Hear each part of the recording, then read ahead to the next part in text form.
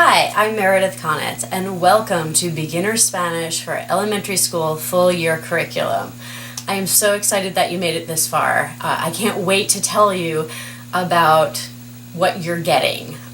This is an amazing curriculum that is the culmination of 20 plus years of teaching experience.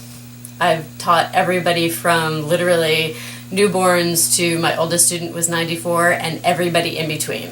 And so I can tell you that teaching middle school, high school, and adults versus teaching elementary school kids are totally different beasts.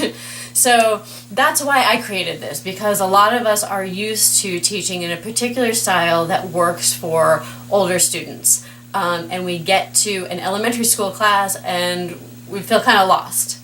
But I have tons of experience teaching kids at this level, and so that's why I put this together for you to have the benefit of all of my mistakes and all of my experience that I've gotten over the years. Every mistake, as you know, as a teacher, is a learning experience, and it teaches you something new about what to do next or what not to do next. So that's what this is. This curriculum is full of every exercise that I've discovered and thought, wow, that's amazing, I have to use that, and then continued to use it over and over and over, and honed it and refined it and found different ways to adjust it and all of that. So it moves. It's not what you might expect. It's innovative. It's brand new.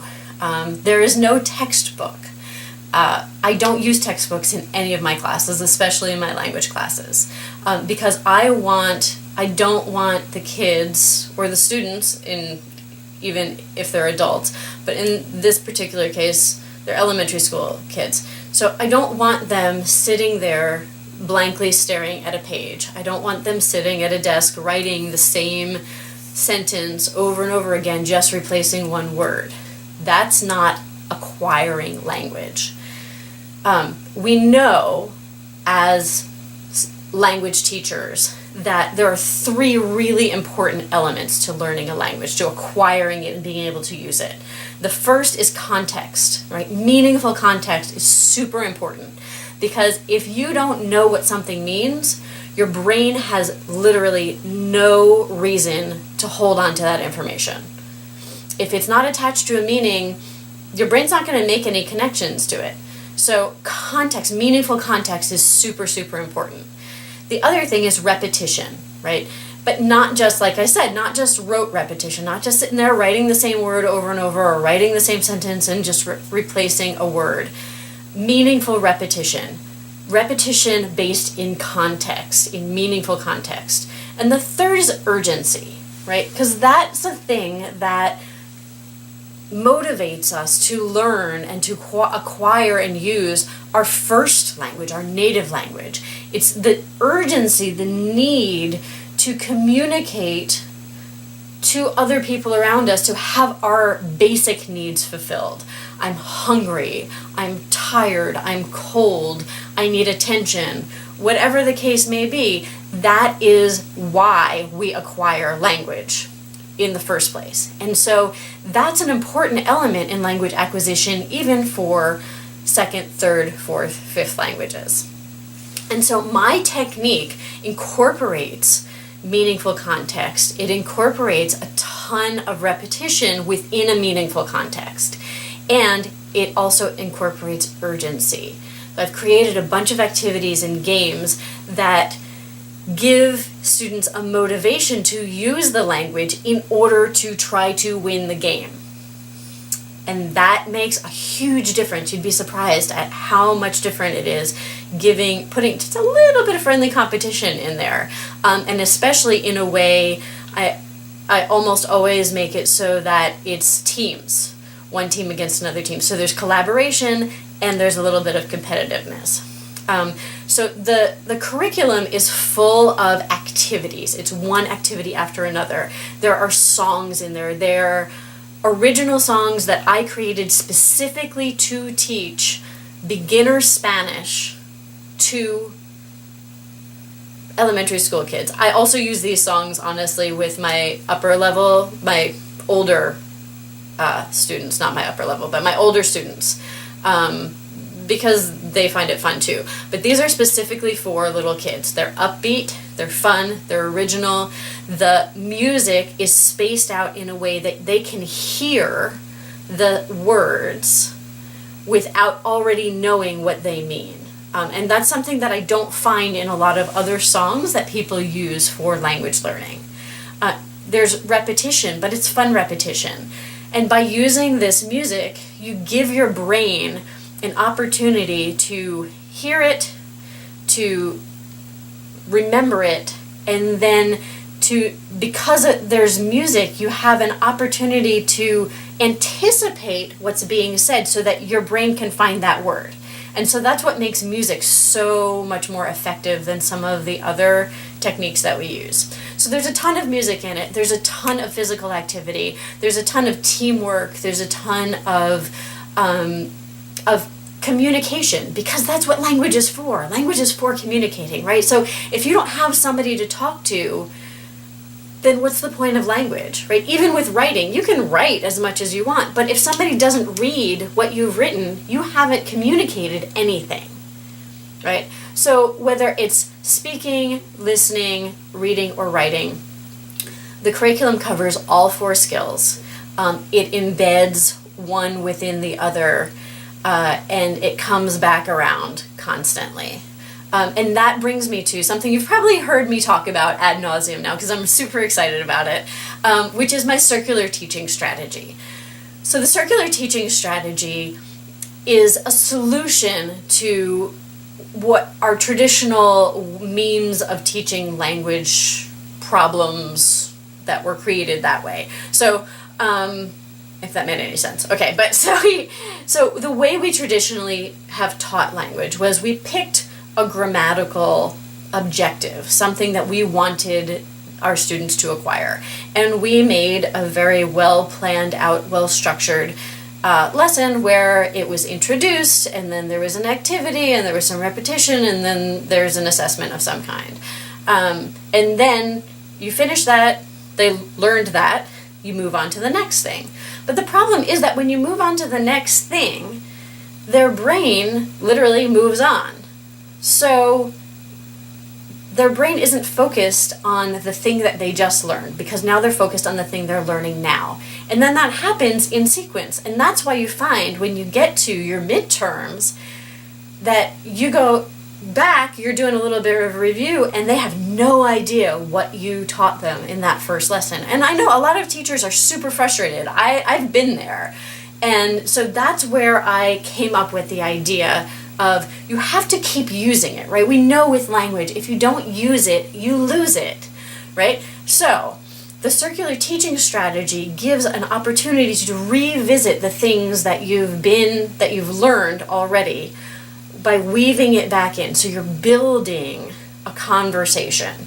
So you have one question the first time, and then you have 2 questions the next time, and you have 3 questions that you can use the next time.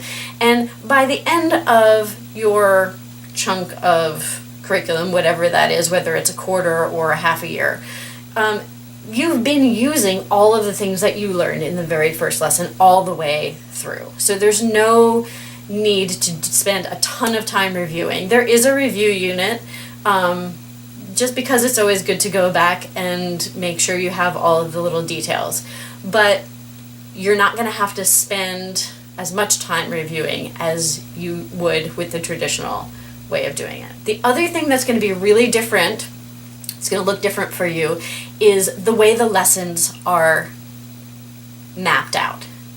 So I've taken a bunch of things that you don't really want to spend a whole class period teaching, like greetings, right? You don't need to spend an entire class period just teaching greetings, because you greet each other every class, right? So you just put a little song that's a greeting song in the beginning, that's an opening, and a little song that's a greeting song at the end, that's a closing, and then that gives your lesson some shape too. So you're practicing greetings every single time. You don't have to have a greetings lesson plan.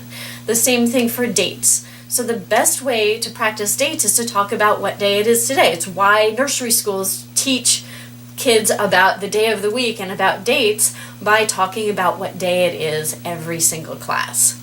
So I put that in there as well. There's always some kind of physical activity.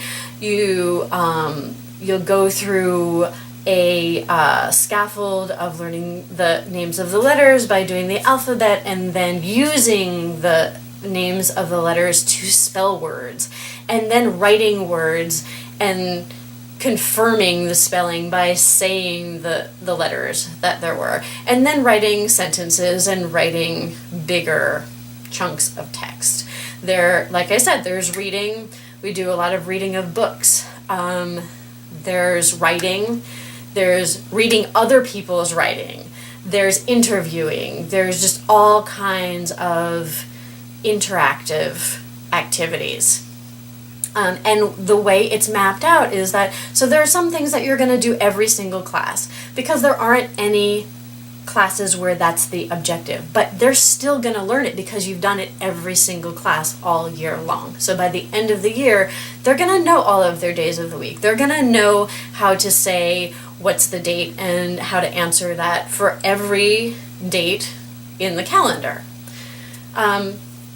Lots of other things as well. So the other thing is that the unit titles are jumping off points. Okay, so you're going to notice that the unit titles are mostly yo and chu forms. And that's because that's the most easy in for meaning, right? So the way to personalize it is to talk about myself and to ask you about yourself so that you can talk about yourself. And then once we have an understanding of how that works, then we develop it into talking about how he feels, or what she thinks, or what she can do. And then we take it to what they can do. And then in some units we take it a little bit farther, in some units we don't. It depends on kind of what the teaching point is. This whole time we're folding in vocabulary that we've learned. We're acquiring new vocabulary. We're using the same vocabulary in different ways. So you're acquiring so much in every single class, and because you never move on from it, you keep it and you get to build on it. So that's what's super exciting to me about the circular teaching strategy, and about this curriculum in particular. It is a super efficient, super effective way to help your students acquire Spanish as a second language, or a third language, depending upon where they're from, or maybe fourth, you never know. But you know what I'm saying. It's awesome. It's not what you're used to. It's new. It's exciting. You will love it. There's so much that goes with it. It's not just suggestions for activities. It's mapped out. It's very clear. It's flexible, so that if there's something that you would do a little bit different way, do it a little bit different order. There's no textbook, so you're not flipping around. It's not obvious to the students that you're flipping things around. And it's just no big deal. If that's the way you want to do it, that's a good way too. There's more than one way, as we all know, to teach language. But this is me giving you what I have learned. And there are a ton of materials that I've developed over the years that I have included as well, including all of the tracks to all of my original songs, card games, you name it. There's all kinds of stuff in there. It's a super amazing value. If I was going to actually go out and have all of the materials printed and put it into a box and send it to you and with a hard cover, it would be easily $350, because there's just that much stuff in it. That's how much it would cost me to get all of that stuff created for you and shipped to you. So I made it downloadable so that you can just pop on, you can buy it, you can download it immediately, and you can get to work. It's all right there. And if there's anything, let's say you have some kind of situation that's just not very common, and you need to find a way to adjust what it says in the curriculum to meet your special need, contact me. It's what I do. Customized solutions for education are what I do. So I would love to help you with that. Don't let it slow you down at all. I am here for you because you know what? Your success is my success, and your student's success is everybody's success, and that's what we're here for. So please check it out. Look at all of the different units. If you have any questions, let me know. And jump in. You won't be sorry. I promise you. Okay? Thanks.